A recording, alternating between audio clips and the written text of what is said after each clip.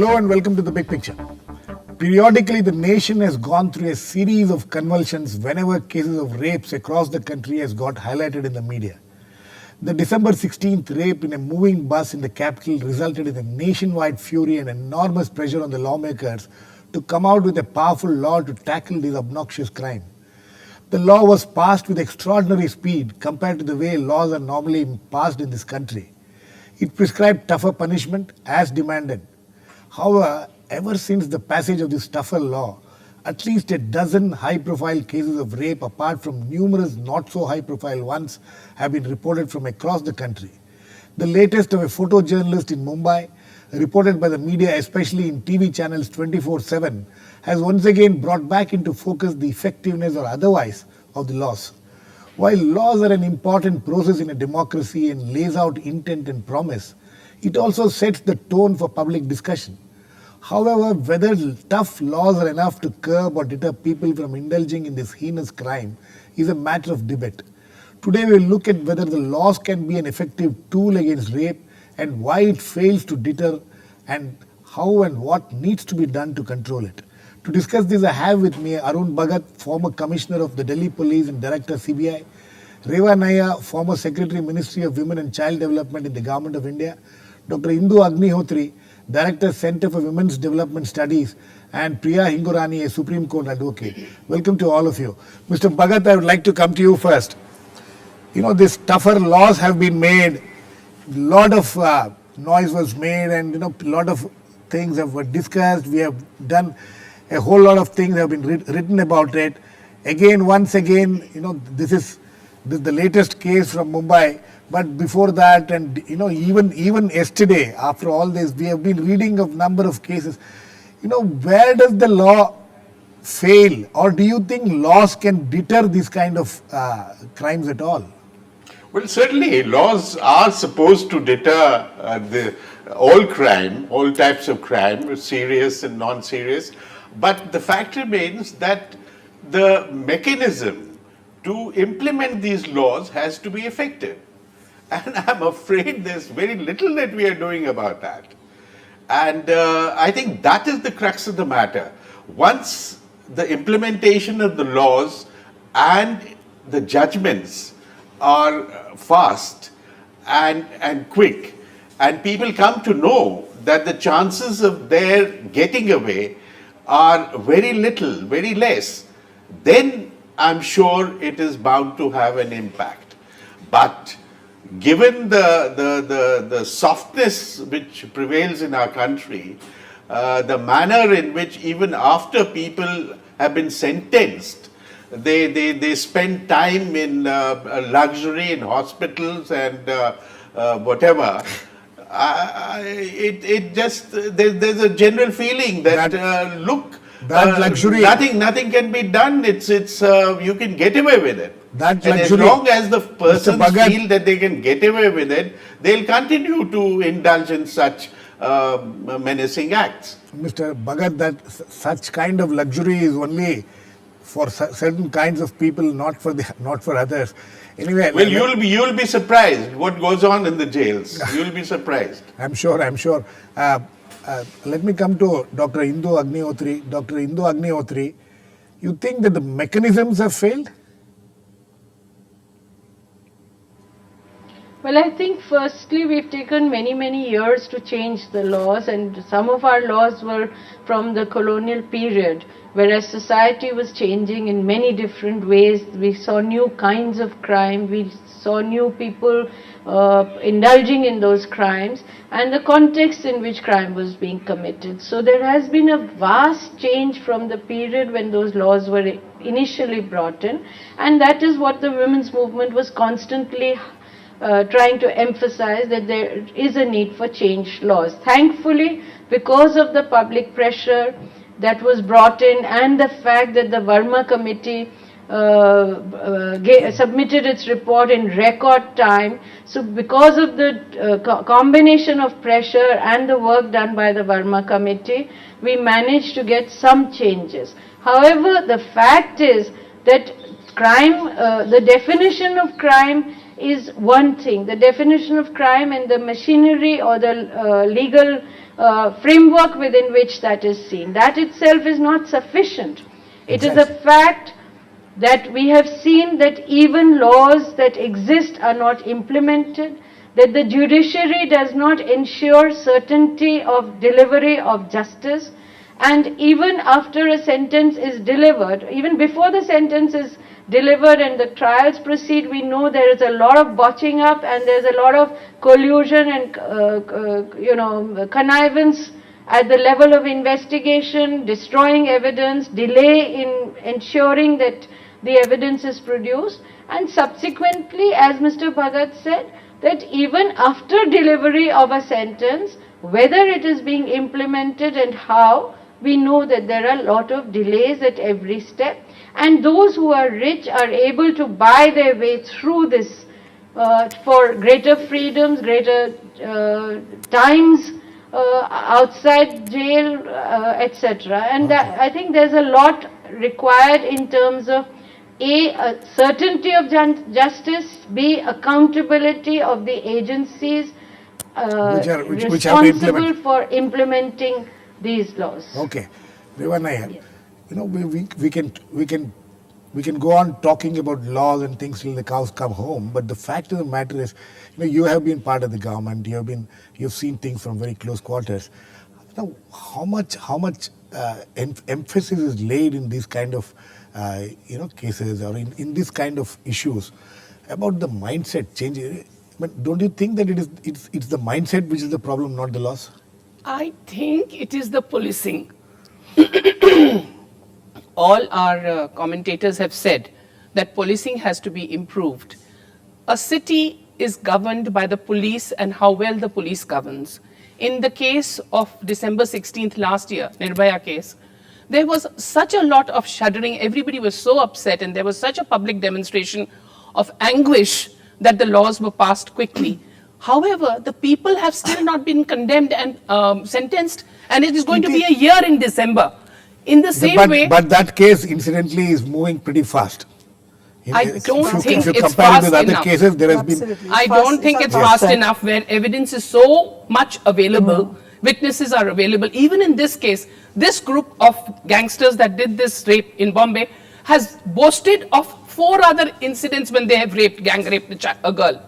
4 other incidents. It shows you how weak the policing in Bombay is. Somebody who's done it for the 5th time, a group has done it for the 5th time, escapes, these bad characters escape the net of the police as far as bad characters are concerned. An eye has to be kept on them. And it is only the police, I mean the police commissioner and the chief minister of the state should have come on TV day one and assured the public, instilled.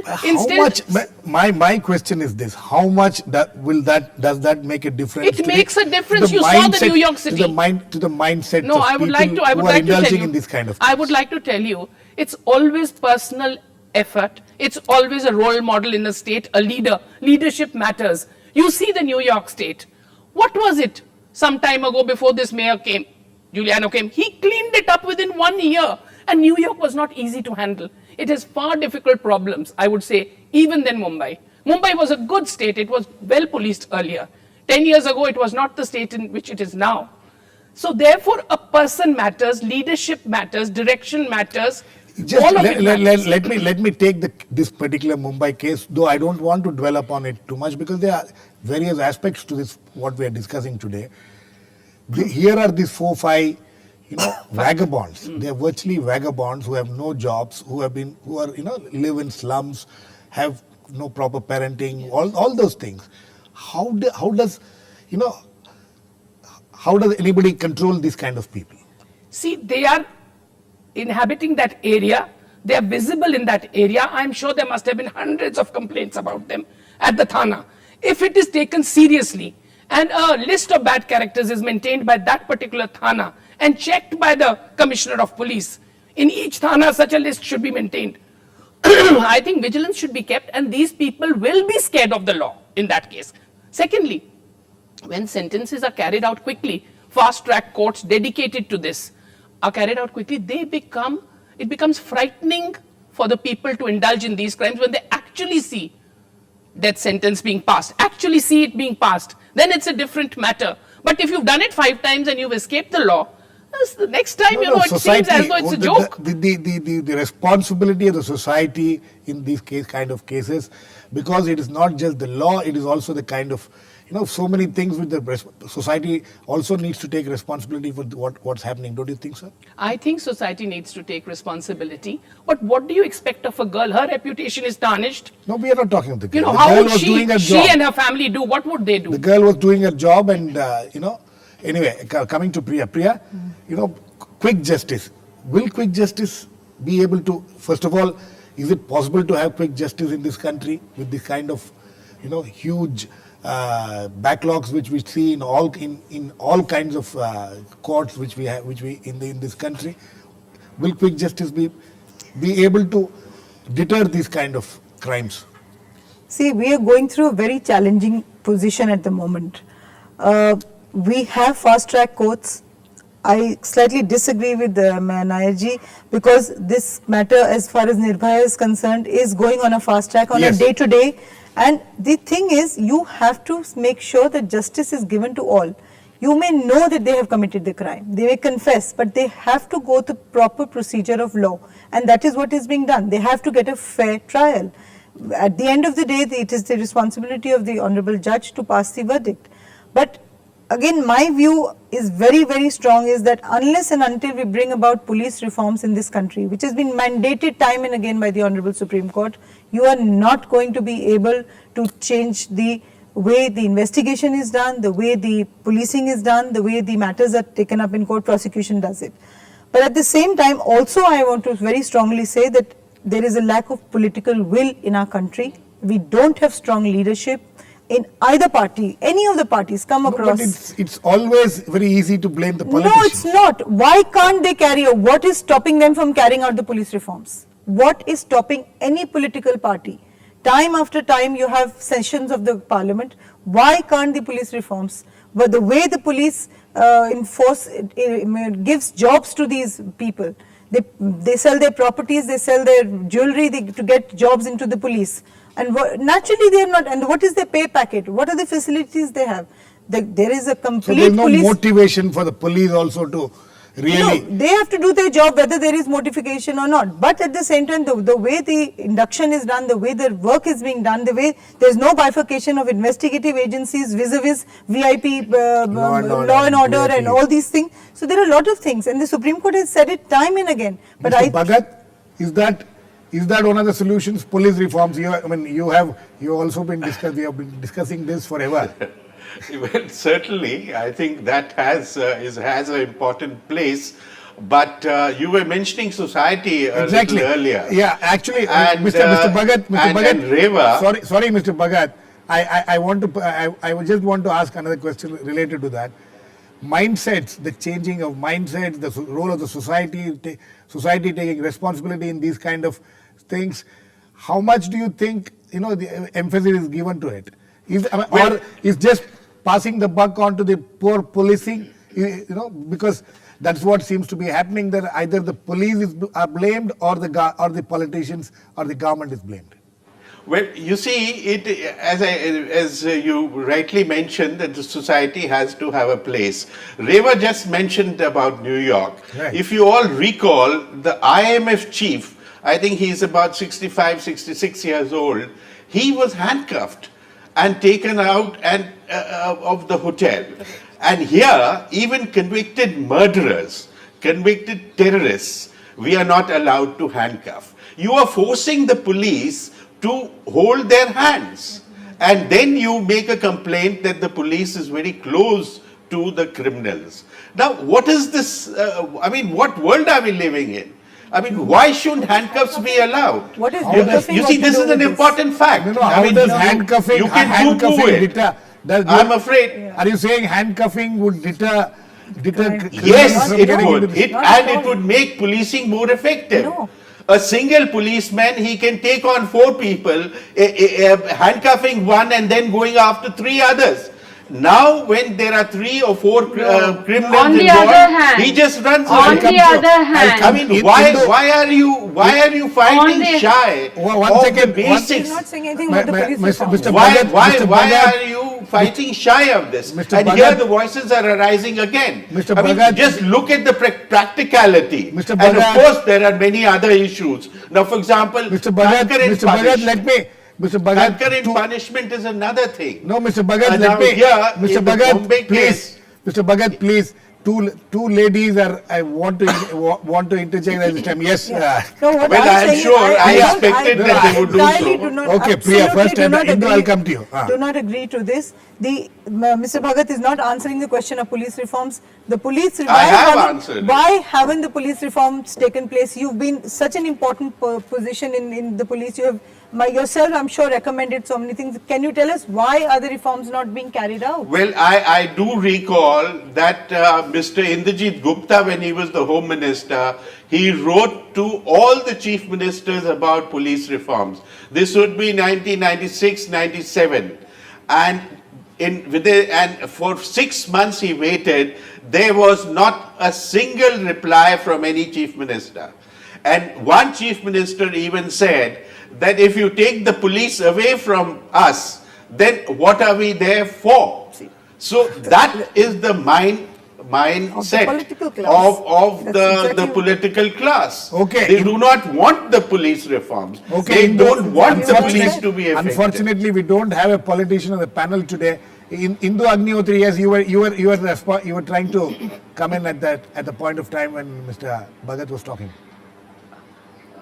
Well, I certainly don't think that handcuffing gives out any signal. On the other hand, punishing somebody, including a very, very prominent person in public life, and punishing that person will give out the right kind of signal that no tolerance to crimes against women. Unfortunately, that is not the pattern we are following. What we are following is that people in high places get away with anything, including rape and murder, and it is when it comes to slums and those areas that we seem to suddenly see the police swinging in action. They are also delayed, as Reva ji was correctly pointing out, that if a person commits petty crimes with impunity, he or she gets emboldened to do bigger crimes and many more times. If the first time itself was punished, they would probably not go on to do these kind of big crimes. But there's another aspect to it which I think we are overlooking altogether when we're talking about mindsets and mentalities. Right. I think we are forgetting that, vagabonds are not born. Vagabonds are socially, historically, economically, politically, culturally created. Right. No child is born to be a vagabond. If your development policies, if your economic policies are increasing this kind of a mass of a lumpen mass floating around the cities, floating around the countryside with no constructive engagement, and your policies are doing that doubly so in the pace of faster rates of urbanization, with no thought being given to how cultural and democratic forms of social organization need to be built into these processes. I think we are totally bringing up skewed people. And if our reformatory homes, particularly, you see the kind of Right. life that children I who are juveniles who are sent to reform homes. I How do they live? completely agree with you. Reva and I are coming to you. No, apart from reacting to what she said, I also see this is not a problem. Rape is not a problem confined to urban areas or any social groups. It is across the board. We have been watching how these religious gurus have been, being in such important, having this huge following. We have had any number of cases, reported against them. How do you explain? Don't these people know about the laws and the toughness of the laws and what they can end up as? Why are they doing it? I think the police is very, very scared to intervene in these cases because these people are protected by political patronage. Right. Some of them speak on the television for hours. They have this exposure. And they have this huge audience. And they get away with it because they have eating this, out of their hands. Yes, and they have these people defending them senselessly. Somebody will speak on the TV and defend. In the recent case, I Yes. can tell you, there are so many charges, even historically, against this man. But in none of them has he been properly and appropriately punished. And even now, for hours and days, he has been evading the law. He has not answered. He had moved from place to place, from Rajasthan to Madhya Pradesh. Now we do not know what is going to happen to him. How are they going to deal with him? And he's a role model in society. He's a role model in society. That's the question I'm asking you. When when you're talking of the laws not being Can't his tougher. spiritual discourses be suspended while these charges are pending? Exactly. But people like them merrily continue to hog television time. Actually, Absolutely. Priya. Yeah, absolutely. And if you see what was happening in the parliament in the last 2 days, you'd see the way they were defending him, the way he was being defended. And I don't see no reason why he should not be treated as anybody else under the law and arrested. I don't see the delay. But the delay is because he has, as Reva ji said, political patronage. Also, I mean, a slightly divergent thing. This is where the role of the society. What I was talking about. Well, yes, the following must know. I mean, the people who are blindly following him, I'm sure they also should stop doing that and attending his programs. But as I have been told that yes, there are some people within his group who are questioning now his antecedents and his philosophy and whatever it is. But what I am also saying is, look at what is happening. The Supreme Court has passed an order saying those people with criminal record should not be in the parliament. And look at the parliament coming all together to say we are going to challenge the judgment, instead of saying we accept it, we applaud it, we will follow it. That's a separate. No, but it boils on the role of society, the mindset of society, mind of society of the people, the leaders of our country. Mr. Bhagat, in the present instant, what we are talking about, it is not just that some vagabonds indulging in these kind of crimes which we have witnessed also, but very respectable, so-called respectable people indulge in these kind of things and they don't get, and whom do you blame for that? Aren't the police also, don't the police also hesitate in taking action against people who have some influence in the society? Well, very obviously they do, and frankly, in such cases, the liability should be more. I mean, they should get a higher level of punishment than others, because others can be juveniles, others can be misguided. But a person of such stature and such position, I mean, certainly they know what wrong they are doing. And so the argument that tough laws, Indu Agnihotri, it should include the liability. Indu Agnihotri, my question. It should include the liability of the officers. Indu Agnihotri, please listen to my question before. The argument that tougher laws, quicker justice, all these will deter such things being committed by people doesn't hold water in such cases. No, the point is that the people who are indulging in these crimes or these kind of statements should be punished. But also those officers whose responsibility it is to implement the law and who are procrastinating, who are delaying, who are dodging the issue, they should also be punished. I think if a single police officer is punished for violating and for dereliction of duty in such cases, that will go a long way rather than handcuffing, etc., etc. But Reva Nayyar, you think that is possible at all in the kind of system that prevails? It is not, it becomes sort of a collective responsibility, especially when they delay it so much. How do you pinpoint it on one person? Just like in a riot situation, you cannot pinpoint it on one person. Therefore, in police also, a group of policemen will go and they will investigate. How do you pinpoint as to who is delaying it? Why is it being delayed? I don't know. It is not so easy to punish a police officer. He also has senior officers. He is accountable to them. He listens to them. It is all a matter of leadership. If the leadership directs you to quickly investigate, to settle the issue, to find out the criminal, it is done. I'll tell you, if a thanedar I know thanedars who are very effective. Within minutes they can trace out the culprit if they really want to. They have enough resources. They have enough people coming and reporting things to them. They know how to do it. If they want to do it, they can do it in minutes in their own area, in their own thana area. They can do it. But if they don't want to do it, they can rafa dafa. They can tell the fellow to go and hide also. So a very effective thanedar, SHO, and a very effective police officer can manage if his group is well trained and loyal to him. Okay. They can do it. Priya, Priya, do you think that that just tougher laws, we have several laws, we keep having tougher laws, but none of the studies indicate that they have made any difference to the crime rate at all in this country. Absolutely, the conviction rate is very low. It's an admitted fact, and there are reasons for it. I mean, apart from the fact that prosecution is one of the biggest reasons, the lack of enough judges per the population that we have in any jurisdiction, the lack of proper infrastructure for the courts to function in a proper manner, the lack of good appointments of people as judges. I mean, it's all factors. Proper training. In India, unfortunately, we are the only probably country where we do not think of having proper training for lawyers or judges or for police officers. Right. You have random trainings here and there. We have the Bar Council, we have now the judicial academies which are trying to bring about courses for training. But all these are a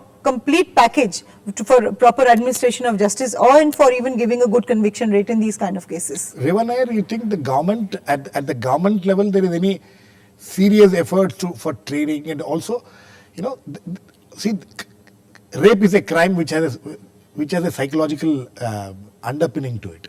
So how does... There are police training schools in every state. There are academies that train the police personnel.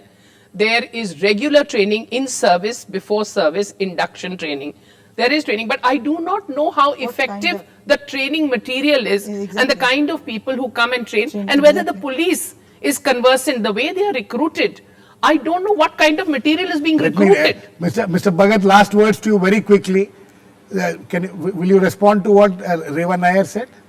Well, a lot of improvement has been done, and but I suppose more improvement is necessary. But what is it? In-service training, I think, is an area which is severely neglected. And another point which I would like to make is that we must rethink concurrent punishment. Now, in this Mumbai case, dacoity has been committed also. Right. So why shouldn't all the sentences run separately? Achha, now okay. that is a provision which is made in heinous crimes abroad in many countries. Like what we witness in some other countries in West, somebody is sentenced to 200 years and 300 years because because they're not concurrent punishments. Okay, on that note, I think we need to end. This is a debate which will have to be kept going, because this is a crime which doesn't stop so easily. So we need to keep talking about it and hoping that there will be some kind of deterrence and people will not indulge in this kind of thing. We can only hope. Thanks to all my guests, Mr. Arun Bhagat, Dr. Indu Agnihotri, Reva Nayyar and Priya Hingorani. Please keep watching. We'll come back with another issue, Big Picture, same time tomorrow.